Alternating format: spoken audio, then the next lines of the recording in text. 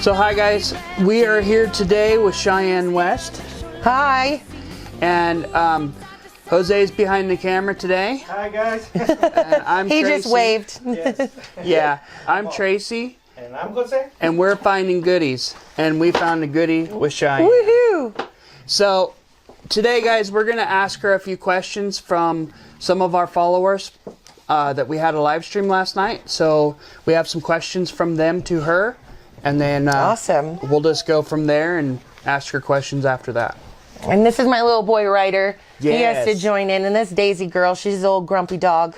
And she also has her nephew here, right? No, that's my stepson. Stepson. Yeah, that's my stepson Logan. Logan, you want to come over and say hi? There you go. Yeah. All right, so we're going to go ahead and jump right into this. And so our first question is from Pearl Jam Lover Forever, and her name's Lori. Hi, Lori. She says, "What would you do? Would you ever go digging with Tracy and Jose?" Of course, I would love to, and we'll film it, and we'll have a blast, and we'll make you laugh. Yes, I would love definitely. to. We can't wait to do that. I want to find some goodies. Oh, there's lots where I'm going to go. Okay, number 2, Cynthia Swearingen. She asks, "What motivates you in your writing?" There's so many different things that motivate me in writing. It's all life experience, you know. I found that my songs were getting better and better the more, honestly, more heartache and more just life experience under my belt. You know, it was more authentic and just true. And I think that makes the best songwriting, you know, if it's true, if you believe all the words. What inspires you to put it on the page? What is the reason?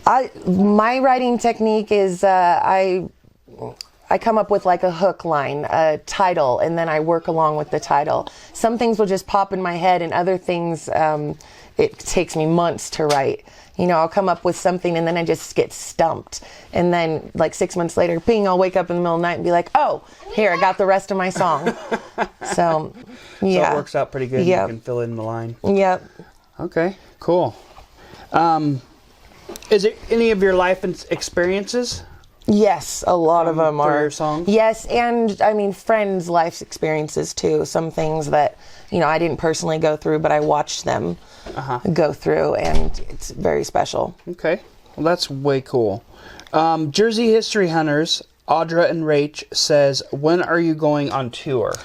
You know, after this album, I really want to tour around Oregon. I play shows all over Oregon anyways, but I mean, I'd love to, you know, get a bigger following and go tour across the United States. I can't say exactly when, but after the CD's out next month, definitely going to playing lots of shows in lots of different places, and I'll keep you all posted. Get some too. Yep. Yes, and I'll get you guys a few CDs as soon as possible. Jersey History Hunters also said, we can get you gigs here in New Jersey.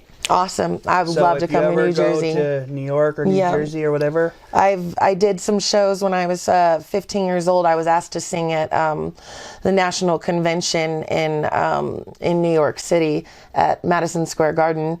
There was a lot of people. There was about 70,000 people there.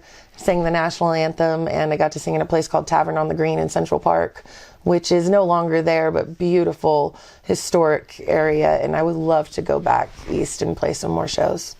That would be way cool. I would love it. Okay, number 4, it says, Thrifting365 asks, "What are the 5 most important tips you can pass on to someone new in your field?" Let's see. You know, it is a hard business. You know, just you got to have thick skin. You know, and that's something that comes over time. You got to be able to take constructive criticism well, and sometimes not constructive criticism. Just, you know, sometimes people can be very, very mean, and you just got to let it brush right off your shoulders. Yeah. You know, write as much as you can.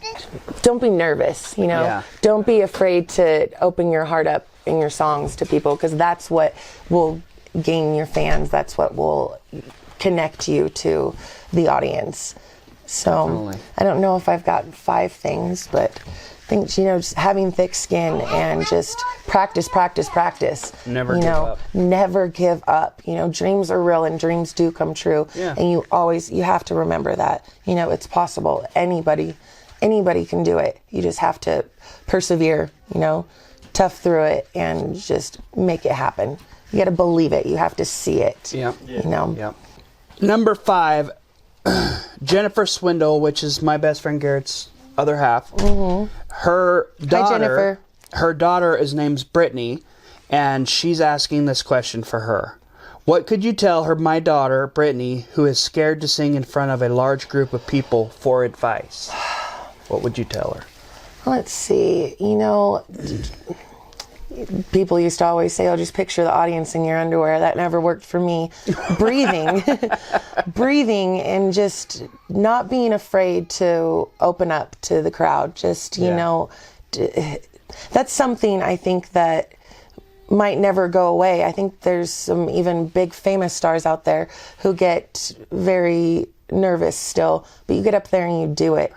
And it's just something that takes practice and time, and something that always worked for me if I get really nervous is breathing through your nose, out your mouth, just a few good deep breaths. It proves to calm you down, and just don't be afraid to mess up. We all make mistakes, and if you mess up, just keep going. Never stop, because most of the time, crowd won't even notice anyways. They're just enjoying the gift of music and song. And knowing that you're singing the best you can. Absolutely. Yes. Wow. Number 6, Thrifting 365 says, what are your 3 dream shows you would love to be on? Gosh, I would love to play with Garth Brooks. And my biggest dream was getting on stage with George Jones before he passed away, but sadly he passed away, and that about broke my heart. But and of course, playing a show with Miranda Lambert. I feel like a lot of our writings are similar and rebellious in ways. I don't write very many just lovey-dovey songs. I have a few, but something in me, I always just kind of lean more toward the rebel rock, rebel country. Yes. So what kind of music do you write? Is it just country? No, it's country and rock and pop, and my heart is in old country. I love old country music. But I write a lot of today modern sounding country as well. And it's all different. It's an eclectic mix of a lot of different things.